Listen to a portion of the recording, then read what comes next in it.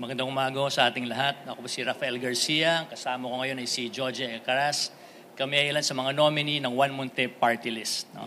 Ang One Monte Party List ay isang advocacy-driven regional organization na meron akong strong track record sa pagtataguyod ng mga programa para sa mga batang One o mga batang Pilipino na hindi naman nakakaboto pero alam natin silang pag-asa ng ating bayan. No? Nandito po kami para bigyan sila ng equal opportunity na magtagumpay sa buhay at para maging productive members of society. Ang mga programa namin, ang layunin ay ma-address yung mga problema na nararanasan at nakakaapekto sa buhay ng ating mga anak.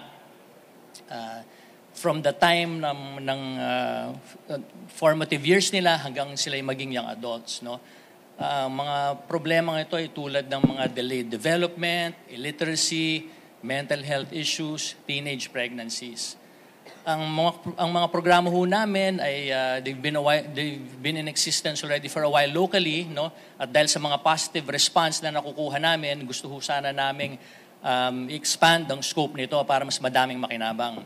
Para sa mga programang ito, let me turn you over to my fellow nominee. Yeah, katulad ng sinabi ni Attorney Rafi Garcia, ay ang gusto namin ay mabigyan ng equal opportunity ang lahat ng batang One na mag-succeed sa buhay at paano sila magsasucceed kung ilan sa kanila undocumented, walang mga birth certificates. So this year alone, marami kami tinulungan, around 600 kids ang binigyan namin. Tinulungan namin ma-process ang kanilang late filing ng birth certificate or birth or registration of live birth. No, pero because of the incident with Alice Guo, so nililimit na namin ngayon sa 12 years old and younger ang ating programa. 2 minutes is done po. Okay. We go to the Q&A. Question please. Tanong, Mads Villar, Net 25. Microphone please. Mga bata.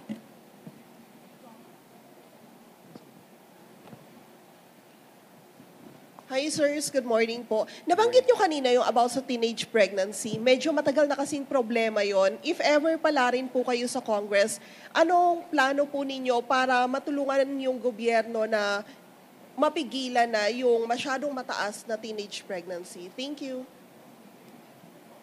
Well, actually, ang inaayos namin ngayon, ang inaayos actually ngayon is how for them to cope, no, with yung mga moonteens natin, tinatawag namin moonteens kalinga. Paano sila makakabalik on track, no, sa kanilang pag-aaral, yung mga teenagers natin na nabubuntis, and how can we help them avoid being in the same predicament in the future. So ngayon, syempre pinapaigting talaga natin ang pagsasaayos na sila ay maging responsible sa sex, no? Pero mas kami naka-focus dito sa mga teenage na mga babae na paano sila maibabalik sa kanilang pag-aaral for them to get back on track at matulungan sila na magkaroon ng tamang employment later on. Are there any more questions? May we know lang po yung background nyo po? I'm Attorney George. Actually, we have a lot of programs. I've been with a foundation that I founded in 1995 and officially registered in 1996. It's called Batang Munti Foundation.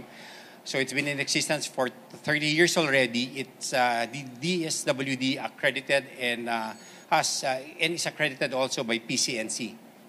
So yan ang aming track record. So ang aming mga programa dito ay ginagawa namin, sinishare namin sa mga local government units, and now gusto namin sana ay magawa to para sa lahat ng batang One dito sa Pilipinas. Katulad ng sana mas maaga pa lamang ay ang mga bata natin sa 2 to 4 years old sa daycare centers ay sa pamamagitan ng pag-orient at pag-orient sa ating mga daycare center teachers, maturuan sila na maaga pa lamang ma-identify na sa kanilang mga estudyante ang maaaring merong intellectual disability. No? Early detection is key para sa early intervention. But the thing is, dito sa ating sa public school system natin, napakaraming bata ang nasa SPED class, but were never really diagnosed properly by a developmental pediatrician. And that's what we want to do. We want to legislate that. It's happening already in some local government units, but we want it to be done nationwide. Okay? Ang volunteerism also isang bagay na gusto naming paigtingin. No, we are very, very heavy on volunteerism. Dito makikita ang pagmamahal ng isang batang uwan sa kanyang bansa, sa kanyang komunidad. At we would like for the civil service na parang i-acknowledge ito by making it a requirement na sa mga nag-a-apply, malaman, ma-interview, ano ba ang naging volunteerism activities nila. No? Ang ating mga private employers, yun din sana ang gawin. Tanungin ang ating mga kababayan na nag-a-apply, ano ang mga volunteerism activities nila because volunteerism is crucial para talagang mapaigting natin ang pagmamahal dito sa ating bansa.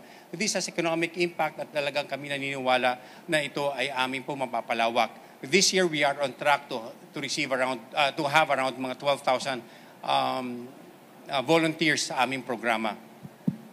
At meron din dito yung sa mental health. No? Ang aming number 2 nominee, si Doc Nicky Chavez, he's not here right now, is a psychiatrist. Nakita lumabas sa CHED recently, number 4 concern or dahilan ng mga college students for dropping out ay ang mental health problem. Ang problem natin dito talaga ay maliit ang sahod na natatanggap ng ating mga guidance counselors. That's why we only have a few hundred registered guidance counselors overseeing millions and millions of students in the public school system.